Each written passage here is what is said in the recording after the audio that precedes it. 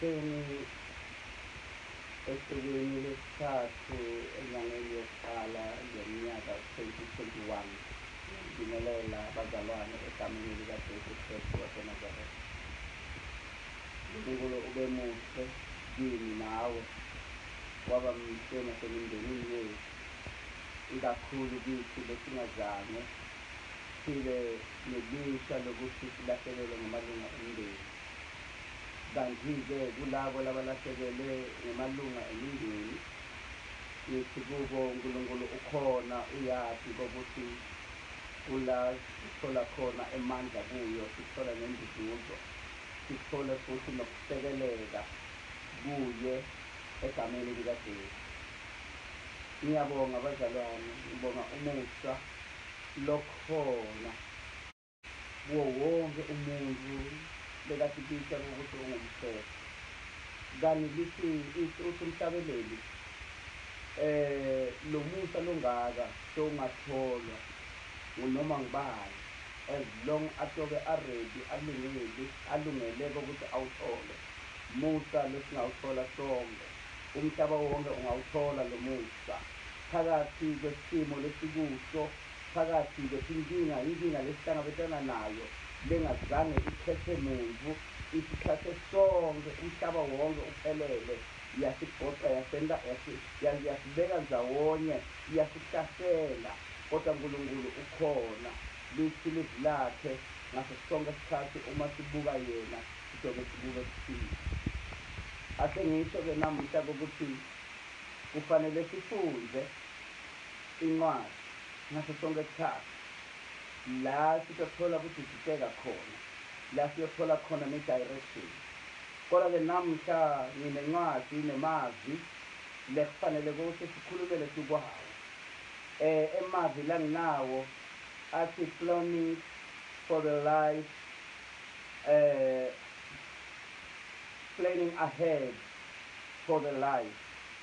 Siyazi ukuthi kulona lowo muntu uyahlela. Uma kuqala umnyaka njalo siyahlela, asikagcini kuhlela, sihlala njalo ngaso sonke isikhathi sihlela. So lokuhlela kwethu yingo lokufanele sikubuke namuhla ukuthi sihlela sinikuphi, sikuthathathi kokuthi kufanele sihlele. Ngizocela sifunde esincwadini sethu incwadi yaGenesis sahluko sokuqala, livesi litoba lokuqala nelivesi lesibili, la siyokhuluma khona ngokuhlela lokukhona ezingqondweni zethu nasebuhliziyweni zethu. Lithi lelivi likhulunywa ngokudala, sahluko 1 verse 1. Ekuqaleni uNkulunkulu wadala izulu nomhlaba. Umhlaba wawumunye, wawuyihlane elinganalutho, kwakukumnyama phezu kodwa, kepha umoya kaNkulunkulu wehla wenyuka phezu kwamanzi. Cela kudlula nje kancane. Verse 3. uNkulunkulu wathi makube khona ukukhanya, kwaba khona ukukhanya. Ngicela kuqhubeka sifunde nalamanye amavi lakakhona kunencwadi lana yaJohane, umpostoli Johane, sahluko sokuqala livesi, kuyoba amavesi nje from 1 to 4. Ifundeka ngale ndlela: ekuqaleni wayekhona ulizwi wayekuNkulunkulu, ulizwi wayenguNkulunkulu. Yena lo wayekhona ekuqaleni kuNkulunkulu. Konke kwavela ngaye, ngaphandle kwakhe akuvelanga lutho. Kukho konke okuvelileyo. Ukuphila kwakukuye, ukuphila kwakungukukhanya kwabantu. Ngicela siqhubeke sifunde livesi lokugcina lesizokhulumela kulo nalo futhi, incwadi yeSambulo 11, siyofunda chapter 23. Siyofunda verse 23, chapter 11 verse 23 to verse 27. Ngicela kuyifunda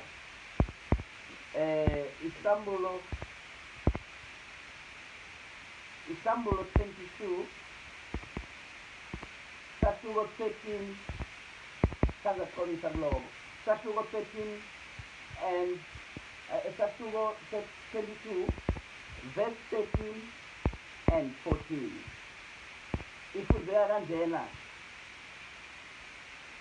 ngingu-alpha no-omega okuqala nokuphela isiqalo nesigcino babusisiwe abahlanza izingubo zabo ukuba bathole ilungelo labo emthini wokuphila bangene endlini ngamasango cela sivale mehlo bese siyathandaza baba wethu besezulwini egameni likaJesu Kristu waseNazaretha nangemavi Nkosi lekufanele abesifeni sethu lesiyokhuluma ngawo namhlanjena babe lekufanele asakhe babe uyathi wena kokuthi Nkosi wakha into daba nesiphetho uqala isikhathi esithile period leside isiperiod leside bese siqala lenye futhi kuloko uma ukwenda bokwendela kokuthi sibuka kokuthi sihambe lana safika lana kube yini emaphutha ethu kube yini lokuhle losikwendile kude sikwazi kokuthi siqhubeke sikwende kahle siyabonga emavi kaGenesis lengisho kokuthi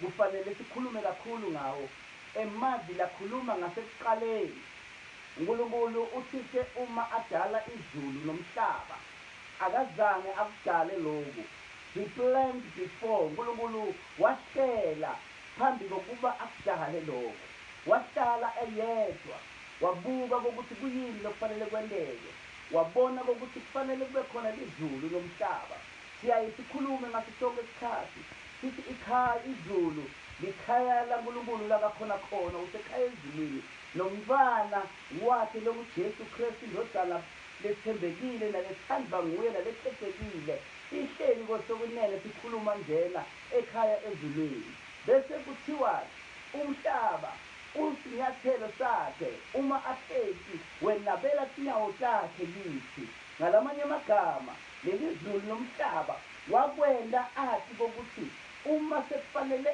ende further planning kufanele abe aphethi abuke konke ukuthi angakwenda njani lithi livule Nkosi khona kuGenesis konke bekunganalutho bekulutho kodwa-ke Jesu angathi uNkulunkulu wase uyacabanga ukuthi kuyini lefanele kwendeke ngoba kuthiwa umoya wakhe bewuzulazula phakathi kwemanzi uNkulunkulu uma suka lapho wase uyabona kokuthi kungcono kokuthi adale umuntu uwabona kokuthi kufanele intaba wabona ukuthi kufanele adale ngokuhlela kwakhe nangehlelo le alibone ukuthi kufanele kuqale lokhu kube naloku kuqale lokhu kube naloku uNkulunkulu wase uyakwenda lokho uNkulunkulu uma akwendile kube seyakudala kuthiwa wakudala konke wathi maqedile kokudala wathi nelanga lokugcina waphumula kodwa khumbula kokuthi lekhathi uNkulunkulu adala umuntu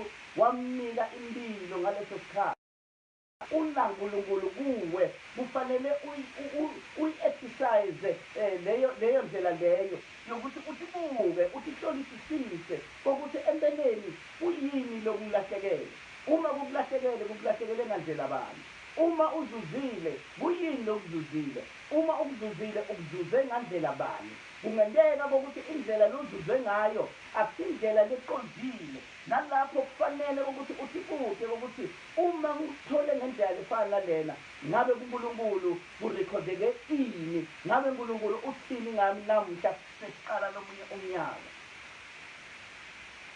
uhlela kwakho Thixo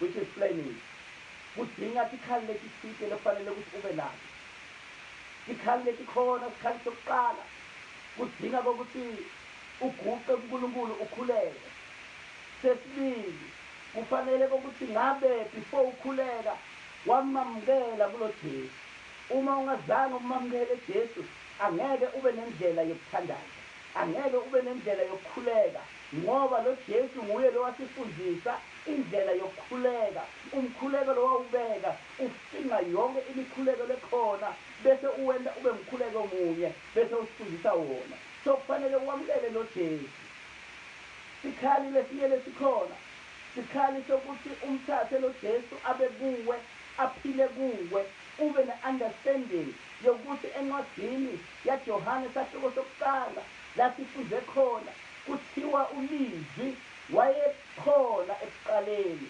ulizwi wayebuNkulunkulu, ulizwi wayenguNkulunkulu.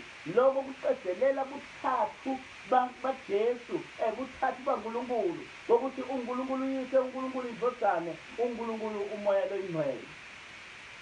Ngifuna ukuthi ube nabo ngilethe tikhalete ukuthi when you start planning, do not forget ukuthi ube na Jesu Kristu empilweni yakho. When you start planning, do not forget ukuthi ukhuleke ngoba wakufundisa umthandazo loJesu lowo.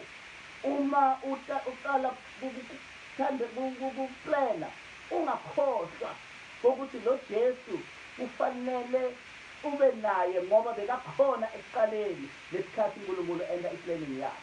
Ungaba naletinto leto bese ungena emthandazweni, uthandaze uNkulunkulu ngokuthi akunikeze amandla. Ngiyacabanga ukuthi iplanning yakho ingeke yahamba yaphaphalaza yaya eceleni ngoba tindzaba tonakala ekuqaleni.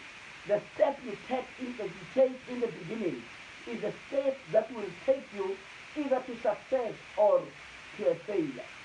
uNkulunkulu ukhona ngaso sonke isikhathi uma umfuna wena. Mbise kwamanje ukuthi ube naye lo uNkulunkulu ukuze ukwazi kwenda iplan yakho bese iba yimpumelelo. Kunalenye into lekufanele uthibuthe yona. What is it that you planning? Uplana kwendani? Into yokuqala lekufanele ukuthi iplanele kuba naNkulunkulu. Khumbula ukuthi uthi uNkulunkulu uqala ukuhlakanipha kumesaba yena lo uNkulunkulu. Uma ungamesaba lo uNkulunkulu, wathi ukuthi uNkulunkulu uNkulunkulu we-order, yakhe i-order akafuni ijikiso ibe i-disorder. Ufuna ukuthi always ube orderly. Lo uNkulunkulu utohlala kuwe. Kuba khona ebukhoneni baNkulunkulu utokwenda ukuthi ukwazi ukuplana into ngendlela lefanele. Lokunye lokubalulekile kufanele wazi ukuthi uNkulunkulu ngaso sonke isikhathi uma unaye wena uletha into lesinyeni. Cela-ke kulo uNkulunkulu ukuthi zangakuletha kuwe makungabi into leti-material letibambekako tasemhlabeni. Kufanele aqale alethe leyo divine wisdom kuwe.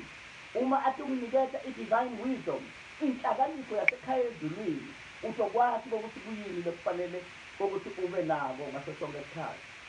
Kokugcina lengakucelisa ngako ukuthi siyakhumbula ukuthi inkosi Solomon yacelwa yabuzwa ukuthi ifunani, uNkulunkulu ufuna ukuthi ayendele ini, yase icela ukuhlakanipha.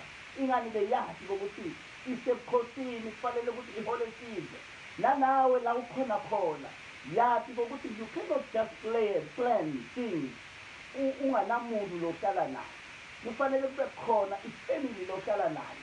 Kufanele ube nebazalwane lophila nabo. Kufanele ube nebantu emsebenzini la usebenza nabo. And of which when you include your plan, kufanele wazi ukuthi kule plan kunebantu lakufanele bangalimali ngawe kodwa bathole ukuphila ngawe. Inhlakanipho lefanele uyithole. Ngilento Solomon wayicela uNkulunkulu washo ukuthi ucela ukuhlakanipha, that wisdom lekhona ukuthi akwazi ukuphila. Nanawe letinye tetinto letikhona itolandzela ngoba uNkulunkulu uthi akakunikeza yinye into lekunikele emqoka etulu. Ekugcineni uthi ubone sewunetinto letiningi letinye uze usho ukuthi lo angakufeli uNkulunkulu kodwa uNkulunkulu usekakunikile. Kulo mnyaka 2021 siyazi ukuthi sinama-challenges akhona. Challenge number 1, isifeyisile thina ebandleni, sengikhuluma ngathi ebandleni lethu kodwa ngineqiniso ukuthi labanye abantu emabandleni lamaningi lakhona kulesi yingi lasihlala khona siphila ngaloko kokuthi hayi sizongena esizilweni, sihlangane singebazalwane, sikhuleke, sifundisane, kube khona tincwadi thike lesigxila kuto sitosenta kokuthi throughout the year sihambe ngato sikwazi ukuphila. Kodwa ke Nkosi yami kufike lokho kokuthi live lisho kokuthi akufanelanga ukuthi kwenteke lokho ngoba na lo Sathane kangenile, nasi lesithane singenile, sifike saqova tonke izinto letikhona. Ekugcineni kwatholakala ukuthi iplan lethu alikho. Kodwa ngicela uku-ashora kokuthi noma kunjalo uNkulunkulu usinikile iplan, siyolokhu siqhubeke njalo. Noma sisemakhaya siyolokhu siqhubeke njalo. sisende letinkonzo tethu noma sikuphi la sikhona khona siyoqhushisana ngokuthi kuyini lokufanele kwendeke noma kungekho ncebi yenkosi lesiyokuma phambi kwethu kodwa ngalobuxhakaxhaka lobukhona babe le-media lekhona lesisebenzisa yona sizosebenzisa yona ekutheni kufanele kokuthi sizuze ini nani nani. Ekugcineni ngithanda kusho ukuthi uthi uNkulunkulu, mina ngingu-alpha no-omega, siqalo nesiphetho. Ngalamanye amagama, uma unaNkulunkulu unesiqalo sakho konke. Your plan iqala lapho la kunaNkulunkulu khona, ihamba nomuntu lo wayiqala. Siphetho kuhambisana nala siya khona ekhaya ezulwini. I-life yethu ayisiyi-life lotohamba iphelele ehleni. Ngalamanye amagama lomunye angeke a-understande usho ukuthi ingani siyaphila bese siyafa. Cha, i-life yakho isuke ingaphelelanga lapho ekubeni udlule emhlabeni. I-life yakho iphelela kuNkulunkulu. kuNkulunkulu kula kunokuphila lokunguna phakade. Uma uNkulunkulu akuthathe la emhlabeni where you have planned kokuthi uhambe naye for the rest of your life, lo nkulunkulu uzokwenda kokuthi nakanjani uthithole usekhaya ezulwini. Iphelile inhlupheko yasemhlabeni, iphelile kuhlushwa emhlabeni, uhambe uvikana nesifo, uhambe uvikana nezingozi, uhambe uvikana nesimo lesingasikahle. Kodwa uma sewungale kuNkulunkulu ekugcineni kula siyohlala khona si-enjoye ingunaphakade. uNkulunkulu ungu-alpha na-omega. Kungaba njani namuhla utitshele kokuthi awu Nkosi yami ngicela kuhamba nawe alpha, ngicela kuyofika ekugcineni la wena uyongigcinisa khona, ngoba ngiyathi ukuthi la uyongigcinisa khona kula ungilungiselele khona inzawo, kula ungendele khona inzawo la ngizohlala khona, la kungasekho nhlupheko, kungekho sifo, kungekho kugula, kodwa kukhala uhaleluya kuphela wokuthi ngikudumise. Ubuye wathi hayilethela wena Nkulunkulu sisemhlabeni, wathi leyo nto lengiyithandako ukuthi ningidumise. Uma sesisekhaya ezulwini siyobe sikudumisa, apparently siyobe siyibone le nkosi esiyidumisako, ngoba lokunye lokusibalekelayo ukuthi singadumisa njani emntwini lesingamboni. Sikhohle kokuthi uNkulunkulu simazi ngokukholwa, ngaphandle kokukholwa ngeke samazi lo Nkulunkulu. uNkulunkulu uyasithanda sonke bazalwane. uNkulunkulu usenda kokuthi sibe bantu bakhe uma thina sivuma kokuthi Nkosi sicela kuba bantu bakho. That is the only surname lesikhona ukuthi akhayela sona.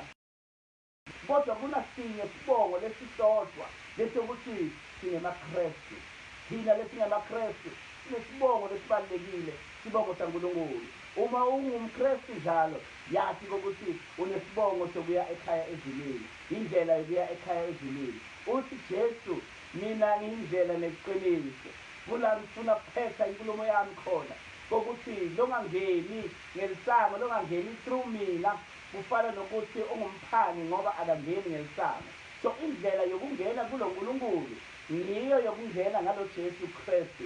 Indlela yokuphumelelisa impilo sethu sisemhlabeni niyo yokungena through Kristu. Sicele yena lo Kristu lekayindvodana lethandzekako yaNkulunkulu. Uma le ndvodana ivuma itakuwe, sende sure ukuthi la ikhona khona kuhlobile, akunamsila, akunalutho, itohlala ihleli khona kithi. Whatever plan we try kokuthi siyende, yena wenda kokuthi kube namathulusi laba available ngaso sonke isikhathi.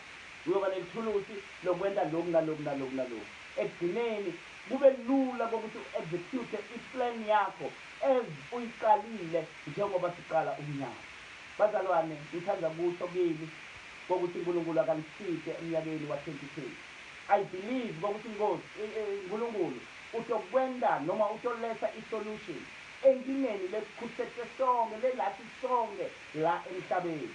Uyakholwa umuntu akakholwa, lokunye kube yi-wake up call kokuthi this thing ikhona liyaphila, lulaka lukhona liyaphila. Uma umuntu azi kokuthi kukhona lulaka, le Nkulunkulu uma angatshelwa ngalo angakhona kokuthi alithi kancane kulehlisa sokwazi kokuthi siphile.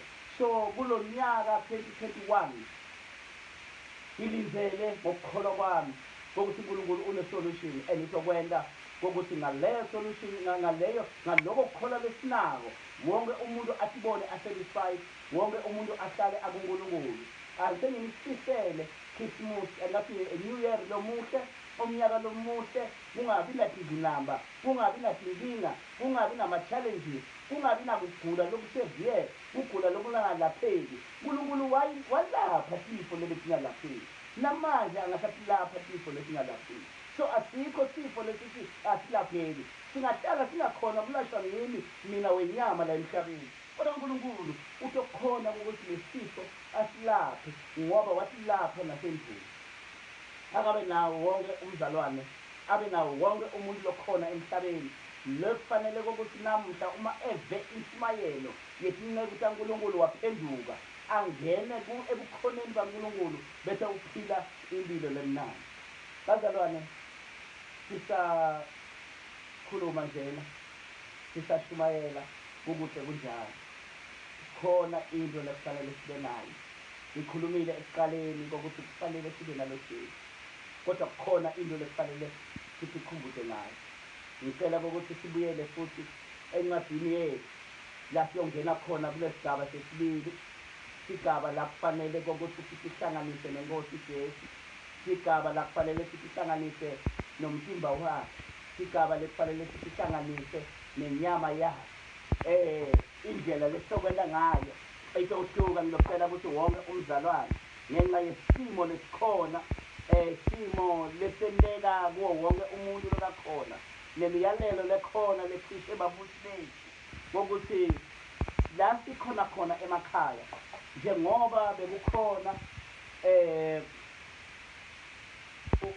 isimemezelo sokuthi kuleli viki kufanele ukuthi singene esidleni senkosi. Sitongena, angeke sakhona ukungena sisemabandleni ngenxa yesimo, asikwazi ukuthi singahlanganyela, kodwa into lesitokuyenza yona ngilona lowo egumbini lakhe lakakhona khona kufanele ukuthi ende ngalokusemandleni asokhipha tonke tolo lenginaso, sibuye singabuyi futhi ngoba manje sesifuna ukuthi sihlanganisa nomtimba wakho. Lesi live ngoba uma sesikwendile lokho, wathabatha isinkwa wasishephula, wathi lo ngumzimba wami. Ngilona lowo lakakhona ekhaya uma sesiqedile phandaza, ngicela ukuthi asithathe leso sinkwa asishephule, bese-ke uyasidla. Uma asidla kungukuthi uhlangana nenyama yaJesu, amemetele futhi ukubuya kwayo ize nokufa kwayo ize ibuye futhi. Singahlonipha inkosi sithandaze. Nkosi emakhosi, nasi isinkwa sakho babe, sisihlanganisa babe nomtimba wakho ngoba sirepresenta babe lo ngumtimba wakho. Sicela ukuthi ube nathi, singene babe lesizo kithi, sithi uma sidla babe lesinkwa babe sibe sathi ukuthi kufanele sifake wena emcimbeni yethu lesokile. Siyabonga Nkosi emakhosi egameni likaJesu. Singadla kodwa.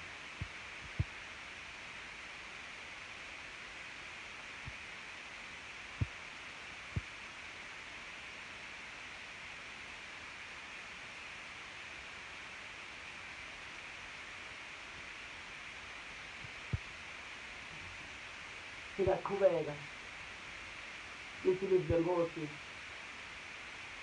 Ngaleso sikhathi wathatha sitsha la wathela khona leli wayini lengilithelako manje. Inkulumo yakhe kube kungukuthi lokho kuyingadi yakhe. Uthi-ke uma asho, uma niqeda kudla kwakusisa, phuzani leli wayini. Leli wayini lirepresenta ingadi yami. Ngingako namuhla kufanele silinathe ngoba inkosi Jesu ithi sihlanganisa nengadi yakhe. Ngicela sikhuleke futhi. Babe egameni likaJesu, nayi ingadi yakho babe sihlanganisa nayo. Babe siyazi ukuthi inkosi lemithimba yethu lesinye isikhathi yayingafanele, kodwa Nkosi okumanje sesikhulekile sihlangene babe nenyama yakho nomtimba wakho. Babe lonemandla nayo nengadi babe ifanele ukuthi ingaba ndawonye, kuthi Nkosi sikukhumbule ngaso sonke isikhathi. Siyabonga Nkosi emakhosi egameni likaJesu. Nyanasa ingadi yethu.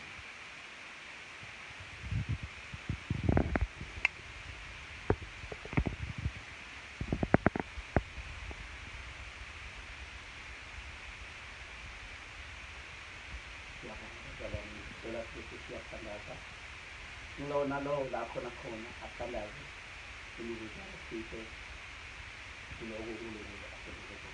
Babe egameni likaJesu siyakhuleka, babe sikuhlanganisile Nkosi nomthimba wakho, sikuhlanganisile babe nengathi yakho.